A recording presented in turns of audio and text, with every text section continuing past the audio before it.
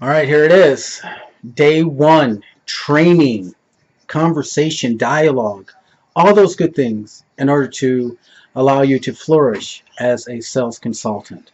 All right, so before we get started on some preliminary things, I'll introduce myself. My name is Derek Gillard. That's Gillard. I was born and raised here in Flint, Michigan on February 8th, 1972 at 10:18, 10:10, something like that, 10 in the morning, roughly. I'm an Aquarius, and I feel that based on my experiences in life, that I'm in tune with human nature and people because I love people. So everything about me, I try to put in line with loving humanity. Sometimes I fail, but it's not really a failure. I believe it's more of a life lesson, if you will. So that way I'm able to refocus myself, understanding that humans are the primary reason why I exist. The other reason why I exist is to serve deity. So, understanding these two worlds, deity and humans, I believe that that is most of my time, right? And it's a good and worthy project because how can you love God without loving people? I haven't figured that out yet. So, not that I'd want to, but at any rate, that's who I am. And with these videos and this conversation and dialogue that we will establish, after this, the purpose of it is to make sure that you are ultimately your truest self, and to classify the category in which I'm speaking to in particular, it is the salesperson, salesman, saleswoman, sales teenager, consultant. It doesn't matter what you're selling. You could sell flowers, you could sell mansions, you could sell BMWs or Bentleys, my preference. You could sell anything. And so being able to speak to those that are spiritually inclined, but yet operating in a materialistic world, right, where so many people feel that to have these material items in which we are experts at selling, they feel that they must have them in their lives in order to be complete. So there's a balance that's necessary. We can't always talk people out of the purchases that they make. Some individuals may be on a particular path because deity has led them there. So how can we make sure in our interaction with them, being honest with them, helping them to discover their true selves within this particular product in which they want to consume? That's the main thing, right? So if I'm selling a car to someone and my customer has, say, a disposable income of $500,000, yes, they could buy a car for $200,000. But what if the car for $75,000 serves their purpose? What if it enhances who they are? Now they take the money that they saved from the purchase of the larger priced luxury automobile, and they may build a project, build a home, give a donation, give something to deity, because in the response of giving to deity, he responds by giving you back. So you could create blessings that way, more so than any blessing may be able to give you or will be able to give you from a materialistic standpoint, because the things in this world are spiritual, that are the most conducive to our growth as humans. So before we start, I'd like to also put a plug in for our new customer service mystery school. Okay, it's customer service mystery school. Experience, desire, integrity, and it is brought to you by Ingress Eugen. So remember to be your own icon. So with this customer service mystery school, which we've started, it is meant to design the individual to have the greatest experience at being themselves, but yet understanding how in this mystery school you are able to achieve and also to accept everything that deity wants to give you. Because how many times do we ask for wealth, do we ask for blessings, but yet we are immobilized, we're paralyzed, or maybe even petrified, and we can't make a decision?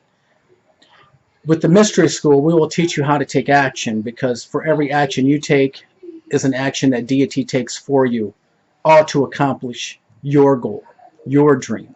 So check out the customer service ministry or mystery school. The package is $500. That's a weekend. at our facility. We'll pick you up from the airport, train station, or bus depot. You have lodging for all 3 days. You can check in anytime on Friday, but you must be out Sunday by 3:03 p.m.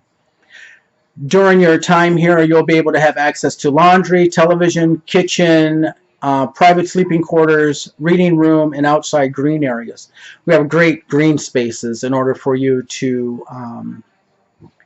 get back to nature. And if you are a medical marijuana user and you have your card, please feel free to medicate while you're on the property.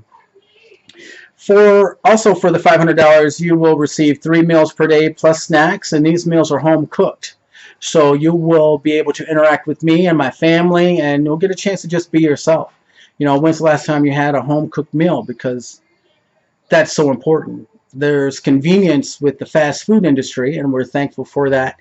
But there's something that comes in the energy that we put into our own food, the time that it takes to cut a certain item, the care in which we measure out salts and peppers, and we learn to have moderation. That this particular exercise, which is hands-on, is really the highlight of my time with any of the guests, you know, being able to cook 3 meals a day.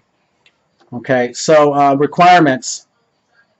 So if you choose to stay the weekend at our facility, at our customer service mystery school, all guests must have belongings out of the room no later than 3:03 p.m. Sunday afternoon.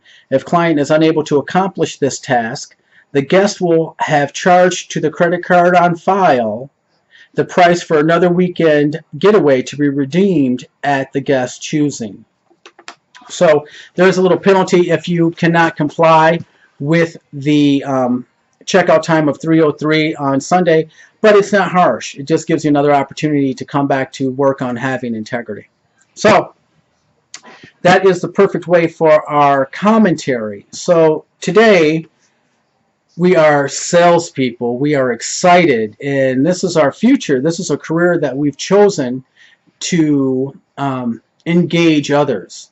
In many cases, it is a profession that actually chose us. Nevertheless, we should proudly embrace that we are consultants and not feel that we have to follow a model from the prospective company that we're working for or from our colleagues who may have no principles or integrity at all. We have the opportunity now to stand up for what we believe in and to see it manifest in the real world so that we can be blessed to have the abundance of life and the satisfaction of being content and provided for that we've been seeking for from deity. So, in my notes here, choose your customer. As a sales consultant, many times we are under the impression that we have to accept whatever comes through the door. And that is our first mistake. I would say, as a consultant, especially a spiritually minded consultant, you take the power and choose who you want to engage and interact with from your own mental power. I suggest you write it down. Place your order for your clients.